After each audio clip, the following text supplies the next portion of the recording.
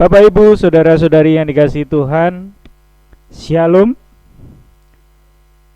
Kepada seluruh warga jemaat Majelis GKJ Bambu Tegarejo mengucapkan selamat bergabung dalam ibadah kita saat ini. Sebelum kita masuk dalam rangkaian ibadah saat ini, perkenankanlah Majelis GKJ Bambu Tegarejo menyampaikan pengumuman majelis Minggu 20 Desember 2020. 1. Pengumuman ibadah. Memperhatikan semakin meluasnya sebaran virus COVID-19 di wilayah Daerah Istimewa Yogyakarta, begitu pula merujuk surat penggembalaan baik dari PGI, Sinode GKJ, juga Klasis Yogyakarta Selatan, Majelis GKJ Bambu Tegarejo mengambil sikap dan memutuskan ibadah Natal 2020 dan ibadah awal tahun 2021 dilayankan secara online melalui YouTube GKJ Bambu Tegarejo. Ibadah Minggu dilayankan dalam bentuk ibadah keluarga hingga situasi aman. Menunda pelayanan sakramen hingga situasi aman. Yang kedua, himbauan. Mari kita tetap patuhi semua anjuran pemerintah bagi Bapak, Ibu, saudara-saudari untuk senantiasa mencuci tangan, memakai masker, menjaga jarak, serta istirahat yang cukup, makan yang sehat untuk meningkatkan ketahanan tubuh kita masing-masing. Demikian pengumuman Majelis GKJ Bambu Tegarejo. Selanjutnya ibadah kita saat ini akan dilayani oleh beliau Bapak Pendeta Agus Prastyo SPDK. Dan untuk memulai ibadah ini, mari bersama-sama bernyanyi memuliakan Tuhan yang diambil dari Kidung Jemaat 15 ayat 1 dan 2. Selamat beribadah.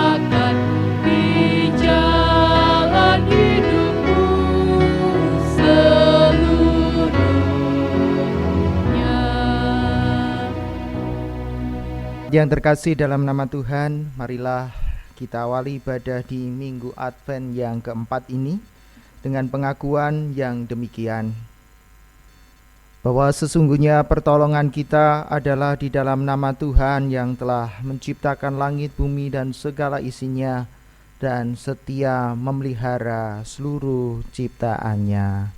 Amin.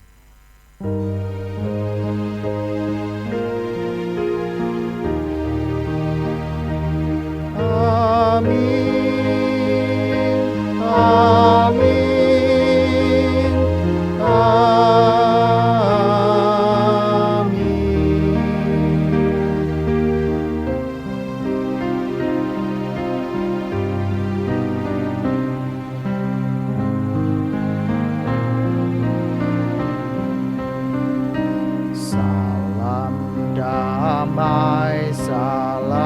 damai.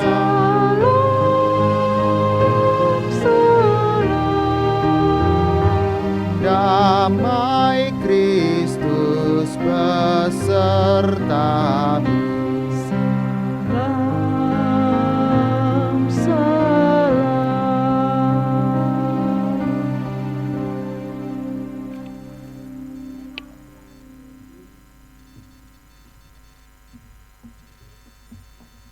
Saudara-saudara yang terkasih dalam nama Tuhan, marilah kita bersama bersyukur, memuji, memuliakan nama Tuhan. Kita persiapkan Kidung Jemaat 84 di bait 1 dan 2. Mari bersama kita pujikan untuk kemuliaan nama Tuhan.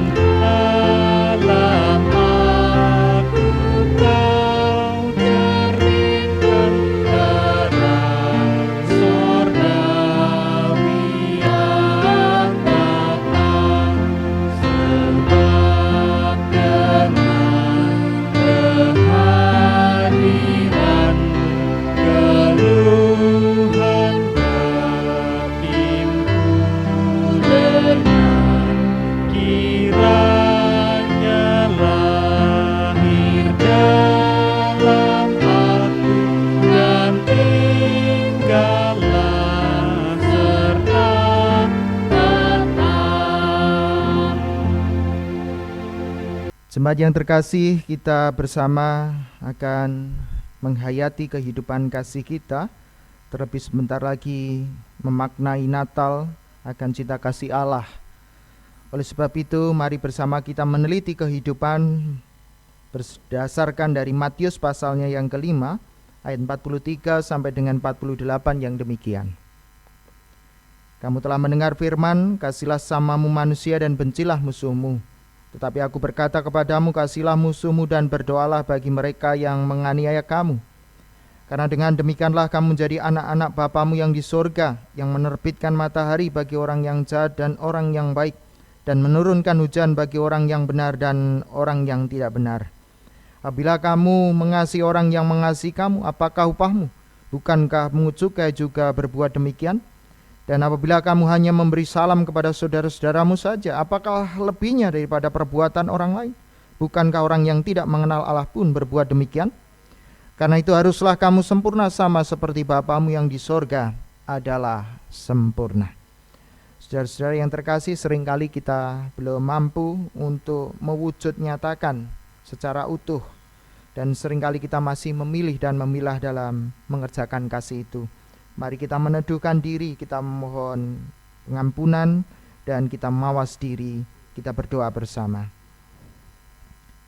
Di minggu Advent yang keempat ini, ya Tuhan, kami sadar betul akan kelemahan dan keringkihan kami untuk mewujud nyatakan kasih tidak semudah yang kami bayangkan, banyak tantangan. Oleh sebab itu seringkali kami enggan dan bahkan lalai untuk mewujudkan kasih itu. Oleh sebab itu kami mohon pengampunan-Mu, dan tolonglah kami untuk kami terus menghidupi panggilan kasih itu dan mewujud nyatakan dalam keseharian kami, dalam laku kehidupan kami yang berbuah manis, menjadi berkat, menjadi saksi Tuhan yang nyata. Terima kasih, inilah pengakuan kami dan inilah penyesalan kami. Dalam Kristus Tuhan kami memohon. Amin. Kita nyatakan melalui penyesalan dari Kidung Jemaat 39 di bait 1 dan kedua.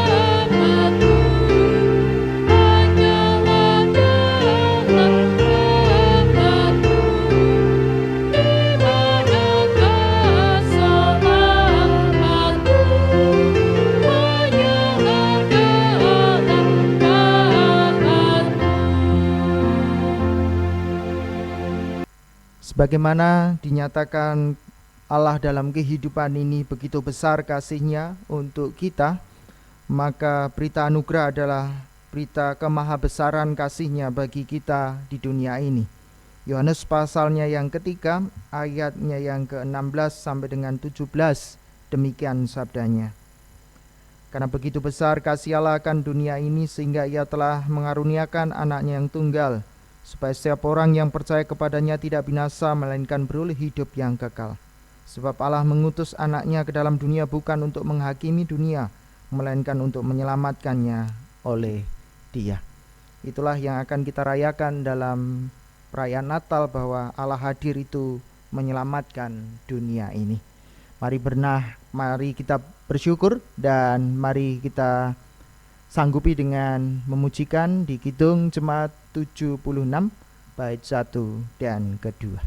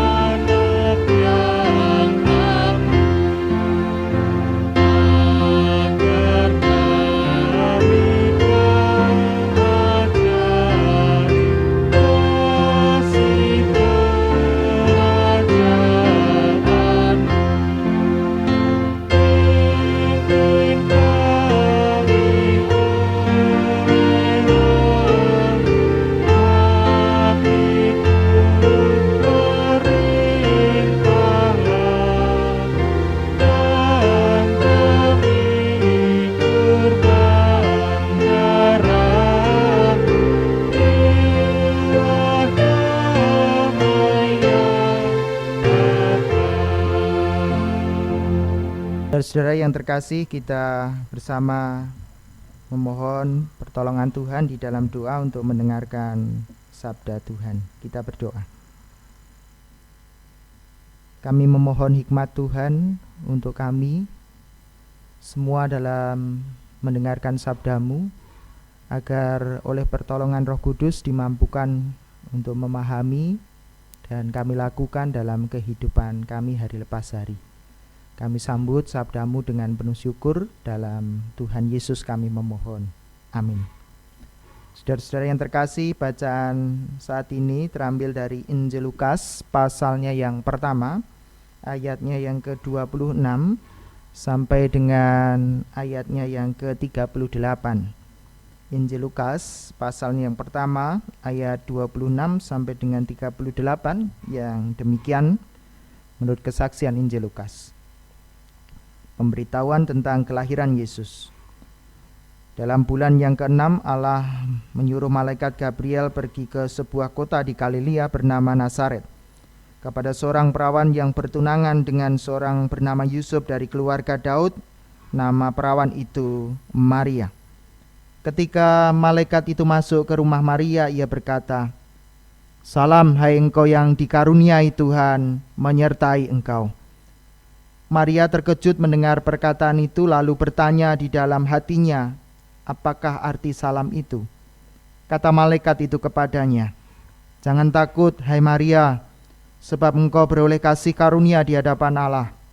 Sungguhnya engkau akan mengandung dan akan melahirkan seorang anak laki-laki, dan hendaklah engkau menamai dia Yesus. Ia akan menjadi besar dan akan disebut Anak Allah yang Maha Tinggi. Dan Tuhan Allah akan mengaruniakan kepadanya tahta Daud bapa leluhurnya. Dan ia akan menjadi raja atas kaum keturunan Yakub sampai selama-lamanya, dan kerajaannya tidak akan berkesudahan." Kata Maria kepada malaikat itu, "Bagaimana hal itu mungkin terjadi? Karena aku belum bersuami." Jawab malaikat itu kepadanya, "Roh Kudus akan turun atasmu, dan kuasa Allah yang Maha Tinggi akan menaungi engkau. Sebab itu anak yang akan kau lahirkan itu akan disebut kudus, Anak Allah. Dan sungguhnya Elisabet sanakmu itu, ia pun sedang mengandung seorang anak laki-laki pada hari tuanya. Dan inilah bulan yang ke-6 bagi dia yang disebut mandul itu. Sebab bagi Allah tidak ada yang mustahil." Kata Maria, "Sesungguhnya aku ini adalah hamba Tuhan, jadilah padaku menurut perkataanmu itu." Lalu malaikat itu meninggalkan dia. Demikian pembacaan Injil Yesus Kristus menurut kesaksian Lukas. Disebut berbahagia kita semua yang mendengar, merasakan dan dilakukan dalam kehidupan hari lepas hari. Maranatha.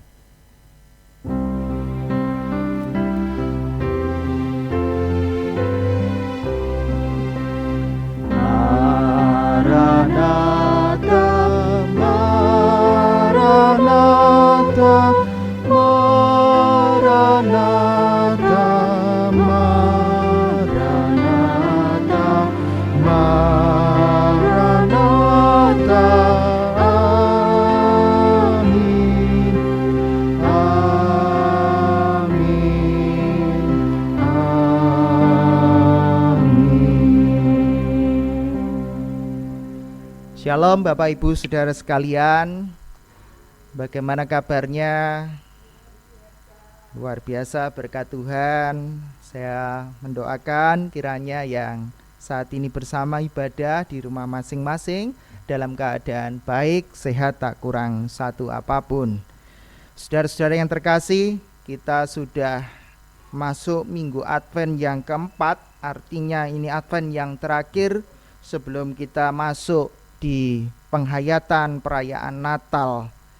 Nah, oleh sebab itu dalam minggu Advent yang keempat ini menarik untuk kita hayati bacaan kita, karena judul atau tema khotbahnya adalah bagi Allah tidak ada yang mustahil.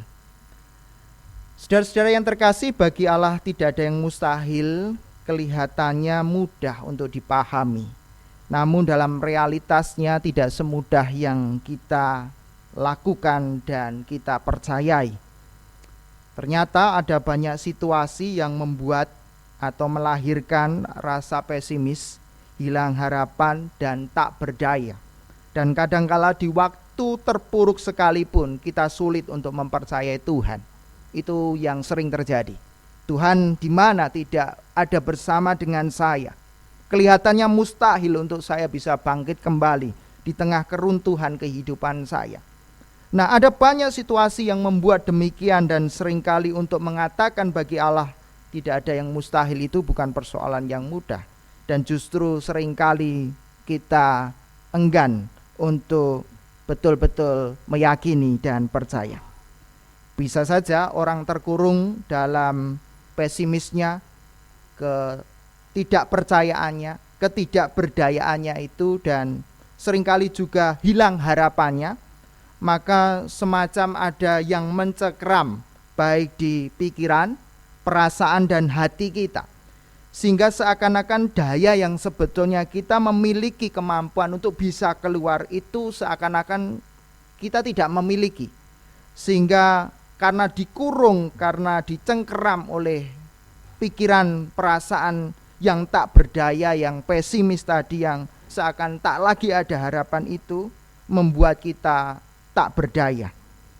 Nah, dalam ketidakberdayaan itulah kadangkala manusia justru sulit untuk betul-betul menghargai dan menghayati kehidupan. Namun bagi yang bisa menyadarinya, maka justru saat lemah, saat tertekan, saat pesimis adalah saat-saat untuk menyadarkan keringkihan kita sesungguhnya sebagai manusia. Nah, kesadaran itulah yang menolong, karena sebetulnya pikiran dan perasaan dan hati kita sebetulnya sangat subjektif. Artinya setiap orang berbeda-beda. Bagaimana menanggapi segala sesuatu, responnya berbeda-beda. Misalnya dalam corona ini, Bapak Ibu Saudara sekalian, ada yang pesimis, ada yang optimis, ada yang cuek, ada yang luweh. Itu sangat mungkin. Kalau virusnya itu betulnya ada, tetapi sikap dan bagaimana memahami berbeda-beda. Oleh sebab itu, pikiran, perasaan, dan hati kita sebetulnya sangat subjektif. Setiap kita berbeda-beda. Nah, oleh sebab itu bagaimana kesadaran menjadi bagian yang penting untuk kita bisa betul-betul sadar bahwa apa yang kita rasakan, baik pikiran, perasaan yang dicengkram oleh ketidakberdayaan itu bukan final. Bahwa kehidupan ini bergulir. Oleh sebab itu kesadaran menjadi bagian yang sangat penting. Nah, di dalam kesadaran itulah manusia tahu persis akan keringkihannya. Maka di tengah keringkihannya itu membutuhkan pertolongan. Nah, siapa yang dapat menolong kita? Itu menjadi refleksi, lalu bagaimana kita bisa keluar dari ketidakberdayaan itu, menanggung segala sesuatu yang begitu berat itu. Bacaan pada saat ini kita ditolong oleh sosok perempuan yang muda sekali, tapi memiliki kesadaran yang sangat luar biasa untuk ikut serta dalam karya Allah yang sebetulnya tidak mudah itu. Maria sadar betul akan keringkihannya sebagai perempuan yang masih muda, masih perawan, harus menerima kabar sukacita itu, tetapi bukan hal yang mudah karena harus mengandung di masa mudanya, dan kemudian itu tiba-tiba tanpa ada proses pernikahan dan layaknya manusia biasa, tetapi oleh karya Roh Kudus akan mengandung. Kalau kemudian Maria pesimis dan tidak yakin akan apa yang terjadi, saya yakin juga akan berbeda ceritanya. Namun dalam kesadarannya Maria tahu persis bahwa di tengah keringkihannya, kalau itu adalah kehendak Tuhan, kalau Tuhan yang mengingininya, maka pasti Tuhan memberikan kekuatan. Nah, di dalam dimensi kesadaran itulah justru Maria, Bapak Ibu Saudara sekalian, punya alternatif, punya cara pandang dan jalan baru di tengah kebuntuan-kebuntuan yang ada. Nah, kalau Bapak Ibu Saudara sekalian ketika berhadapan bergumul sesuatu yang berat kan biasanya doa atau menyendiri atau teduh atau berdoa atau melakukan meditasi ataupun melakukan penyembahan, berdoa, sebetulnya akan membuka alternatif jalan baru yang disediakan Tuhan. Karena pada dasarnya ketika manusia itu merenung dan sadar, itu membuka dimensi yang lebih luas. Ada jalan-jalan yang bisa untuk dia keluar. Tetapi ketika hatinya keruh dan dicengkram tadi, maka seakan-akan tidak ada jalan, tertutup, tidak mungkin bisa keluar. Maka sebetulnya berdoa dan mengheningkan diri dalam kesadaran yang penuh, memohon pertolongan Tuhan di dalam doa, meditasi dan seterusnya, itu sebetulnya adalah membuka dimensi-dimensi yang lain untuk kita bisa peroleh jalan, karena sebetulnya di situ Tuhan bekerja. Maka seperti lagu pujian, Dia buka jalan saat tiada jalan, itu sebetulnya adalah kita terhubung dengan jalan-jalan yang lain yang sebetulnya banyak tersedia, namun kita tertutup, kita tercengkram oleh banyaknya persoalan yang mengimpit kehidupan itu. Nah, oleh sebab itu kesadaran penuh Maria inilah yang menolong cara pandang baru bahwa manusia itu terhubung dengan banyak dimensi. Tidak hanya yang terlihat di depan kita, yang kita rasakan saja, ternyata tidak. Ada banyak misteri di sekitar kita. Dan itulah dimensi spiritual yang kadangkala menolong kita, memandu kita untuk keluar dari persoalan kehidupan. Maria tahu persis bahwa Tuhan itu tidak terbatas, tidak ada yang mustahil bagi Tuhan. Oleh sebab itu, Maria dalam dimensi spiritual keyakinannya justru menghayati karya Sang Ilahi itu untuk kebaikan semua. Kalau itu untuk kebaikan semua, maka Maria menyediakan diri, jadilah seperti apa yang menjadi perkataan atau kehendak Tuhan itu. Bapak, Ibu, dan saudara yang terkasih dalam nama Tuhan, dari bacaan ini kita kembali diingatkan bahwa apa yang kadangkala mencengkram kita, sehingga seringkali pikiran, perasaan, dan hati kita itu tidak bisa melihat kasih kemurahan Allah. Dan seringkali mustahil saya bisa sukses, mustahil saya bisa lebih baik, mustahil itu seringkali terjadi. Mungkin saat ini pikiran, perasaan, dan hati kita masih tercengkeram. Tercengkeram itu ketika saya baca beberapa buku psikologi, itu ibarat gajah atau sapi yang sudah dicancang itu. Kalau gajah itu kan biasanya ditali di kakinya itu. Sebetulnya itu gajah bisa lepas saja. Kalau dia betul-betul tahu, tidak trauma begitu, sebetulnya bisa saja itu lepas. Hanya dikasih tali dan kemudian hanya diikatkan, sebetulnya hanya untuk supaya tidak lepas saja. Itu gajah tidak lari kemana-mana. Atau seperti sapi yang kemudian hanya patoknya itu kemudian kayu yang diikatkan ada talinya, dia juga akan tidak lari kemana-mana karena merasa terikat dan tidak bisa kemana-mana. Nah, seperti itu gambarannya. Kadangkala situasi dan persoalan-persoalan yang kita hadapi, yang sebetulnya kita bisa saja lepas dari sana, tetapi karena sudah terlanjur membekas dan mengikat dan mencengkram kita, maka seringkali kita tidak bisa keluar. Maka melalui bacaan ini kita kembali diingatkan di Minggu Advent yang keempat ini, bagi Allah tidak ada yang mustahil.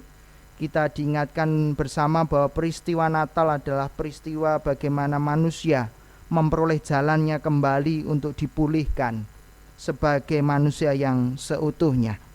Oleh sebab itu, dalam penghayatan ini kita kembali untuk sadar betul bahwa kehadiran Tuhan menolong manusia justru untuk mendapatkan kebaikan dan pemulihannya. Oleh sebab itu, Bapak Ibu yang terkasih dalam nama Tuhan, kita saat ini juga sedang dibayang-bayangi, sedang diikat oleh berbagai persoalan, termasuk ada yang ngabari saya lewat Japri, Pak Pendeta kok ibadahnya kembali di online kan kok tidak di gereja lagi toh. Ini bagaimana? Apakah takut? Apakah bagi Allah kan tidak ada yang mustahil kan begitu? Kenapa takut? Saya menjawabnya sangat sederhana. Sebetulnya bukan pada persoalan takutnya itu, tetapi justru kita itu bisa mengelola rasa takut itu dengan kesadaran penuh bahwa yang namanya virus yang saat ini tidak terlihat itu perlu kita sikapi dengan bijak. Memang bagi Allah tidak ada yang mustahil, tetapi juga tidak boleh kita mencobai Tuhan Allah dengan bersikap konyol. Misalnya ada racun, bagi Allah tidak ada yang mustahil, terus kita minum dan itu berdoa dalam nama Tuhan. Ya tentunya ya tetap masuk rumah sakit. Atau naik sepeda motor nggak usah pakai helm, nanti kebentur kan kepala saya ini keras, nggak apa-apa. Nah kalau kebentur tenan bisa gagal otak. Nah itu kan mencobai Tuhan Allah. Nah maka sebetulnya justru kita menghayati bagi Allah yang tidak ada yang mustahil itu adalah dalam dimensi untuk kita tidak menuruti keinginan kita sendiri, tetapi bagaimana kita menyelaraskan dengan kehendak Tuhan itu sendiri. Maria itu juga demikian. Maria bisa saja memberontak atas keinginannya sendiri dan sangat mungkin, tetapi justru Maria memilih menyelaraskan dengan kehendak Tuhan itu. Maka saya menjawab bahwa kita beribadah online ini dalam rangka menyelaraskan semuanya. Alam sedang demikian, maka saya yakin semua tidak lepas dari karya Allah. Maka sebetulnya kita sedang menyelaraskan itu. Justru kita sedang berjuang bersama di dalam kehendak Tuhan untuk kebaikan bersama, untuk pemulihan semua. Oleh sebab itu dibutuhkan kerendahan hati, sikap jumawa kita harus kita betul-betul singkirkan layaknya sebagai hamba yang tadi disampaikan oleh Maria. Sesungguhnya aku ini adalah hamba Tuhan, jadilah padaku menurut perkataanmu itu. Bapak, Ibu, dan saudara yang terkasih, inilah yang dibutuhkan saat ini. Sikap hamba yang taat, yang betul-betul menyiapkan diri untuk merayakan Natal ini. Saya yakin gejolak untuk merayakan Natal itu sangat kuat sekali dan tidak terbendung. Saya yakin kalau bisa itu dirayakan, tapi kita harus menyelaraskan. Sebagai hamba yang taat tentunya kita bijak apa yang menjadi kehendak Tuhan demi kebaikan bersama. Mari kita mempersiapkan diri. Sebentar lagi merayakan Natal dan ibadahnya nanti online baik tanggal 24 maupun 25. Harapan saya bisa dirayakan di rumah masing-masing dan justru dalam dimensi kesadaran, keheningan, kesederhanaan Natal yang sesungguhnya maknanya betul-betul didapat. Dan disitulah justru ada membuka jalan baru bagi kita semua untuk boleh melihat kemurahan Allah yang lebih luas. Bapak, Ibu, dan saudara yang terkasih, akhirnya saya mengajak kita semua, mari kita menahan diri, kita selaraskan, kita berupaya bersama demi kebaikan untuk mewujudkan kehidupan yang lebih baik. Bagi Allah tidak ada yang mustahil adalah juga kita tidak berkehendak atas kehendak kita sendiri, tapi justru kita selaraskan dengan kehendak Tuhan yang membawa kebaikan dalam kehidupan ini. Yakinlah setiap persoalan, setiap pergumulan, ketidakberdayaan kita, selalu ada jalan yang Tuhan sediakan bagi kita semua. Selamat memasuki Minggu Advent yang keempat. Tuhan menolong dan memberkati kita semua. Amin. Saat teduh bagi kita sekalian.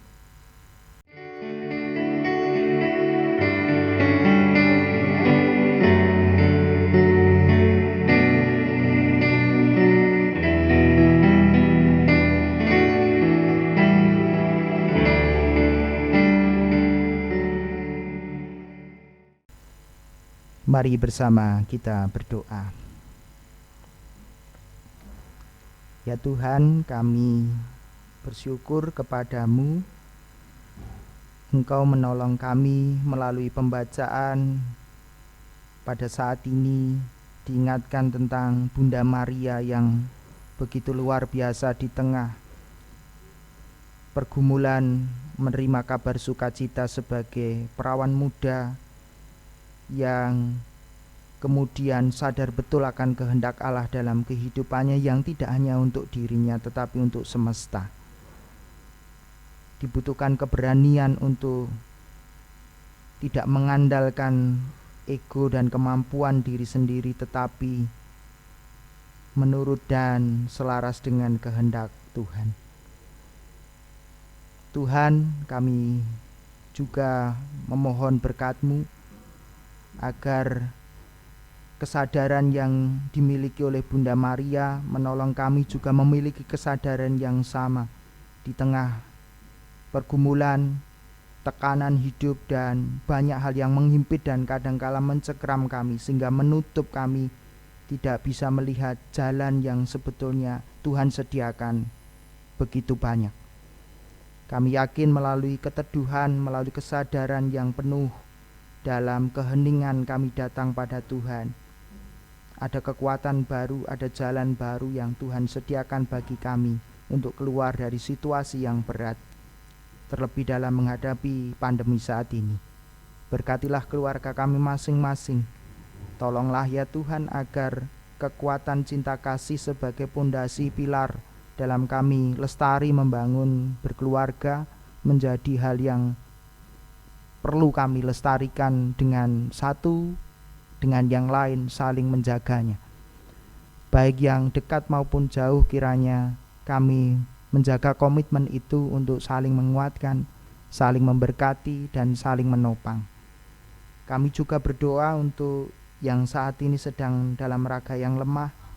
Tuhan hadir dan lawatlah bagi saudara-saudara kami terkasih. Kami memohon berkat untuk Bapak Ispurwanto, Bapak Posman Manihuru, Bapak Anang, Bapak Sugiman, Bapak Kris, Bapak Dadang.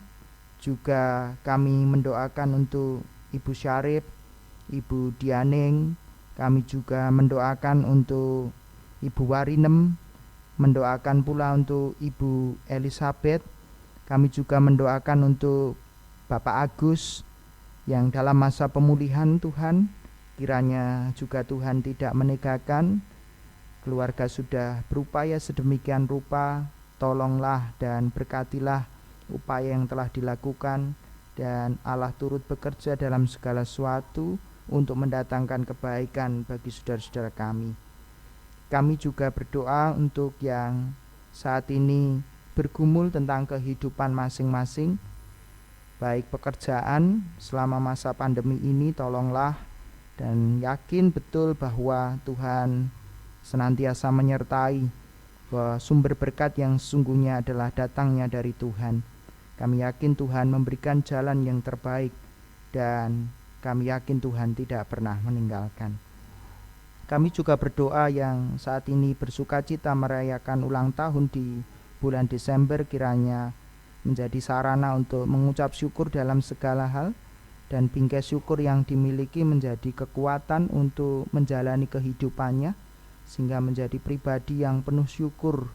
Itulah yang menguatkan kehidupannya untuk terus maju, terus menghasilkan karya yang bermanfaat bagi siapapun juga.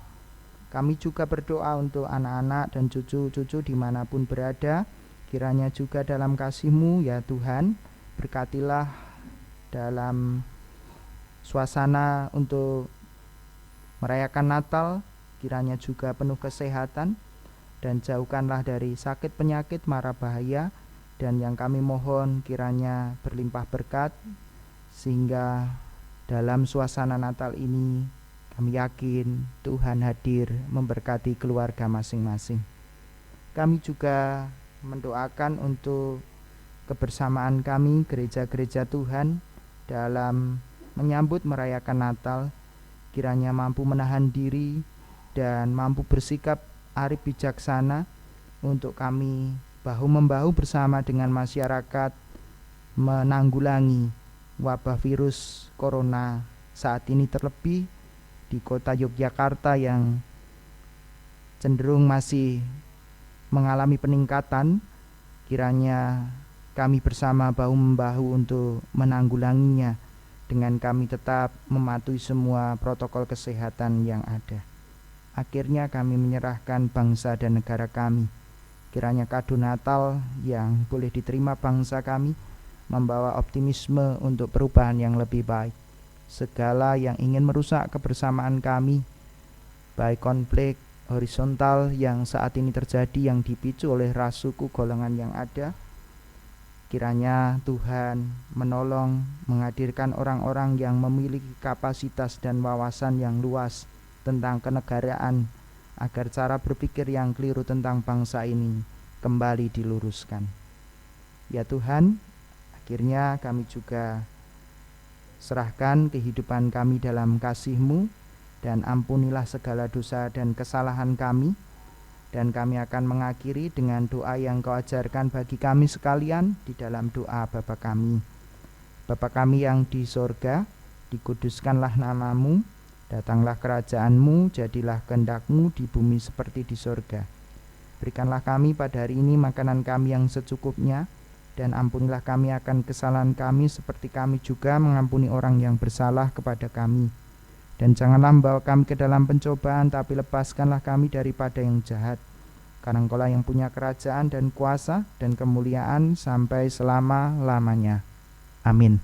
Bapak, Ibu, dan saudara-saudariku, mari kita haturkan persembahan yang telah kita kumpulkan dalam ibadah saat ini, dengan mengingat akan firman Tuhan yang tertulis dalam 1 Tesalonika 5:1-18 yang demikian. Bersukacitalah senantiasa, tetaplah berdoa, mengucap syukur dalam segala hal, sebab itulah yang dikehendaki Allah di dalam Kristus Yesus bagi kamu. Bapak, Ibu, serta saudara sekalian, mari kita bawa persembahan ini ke hadapan Tuhan dengan diiringi KJ 302 ayat 1-3.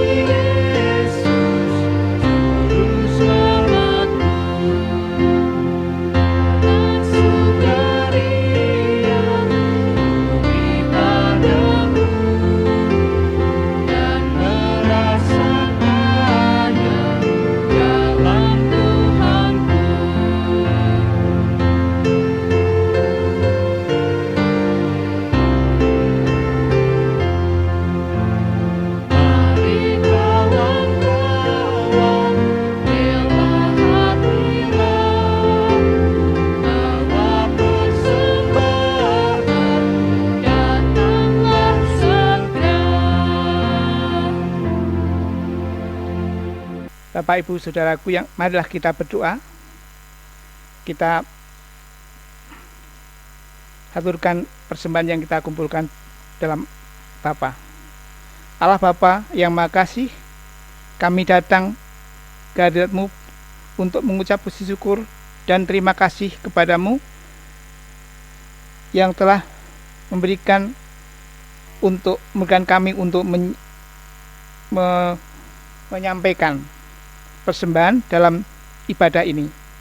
Kiranya persembahan yang telah kami kumpulkan Engkau berkati, Engkau sucikan, sehingga dapat kami gunakan untuk kegunaan kegiatan-kegiatan kami yang ada di gereja kami, GKJ Bambu, serta untuk membantu saudara kami yang mengalami musibah pandemi COVID-19, dan berikanlah kemampuan kepada Bapak Ibu majelis yang bertugas untuk mengelola persembahan ini, sehingga apa yang dilakukan hanya seturut dengan kehendak-Mu.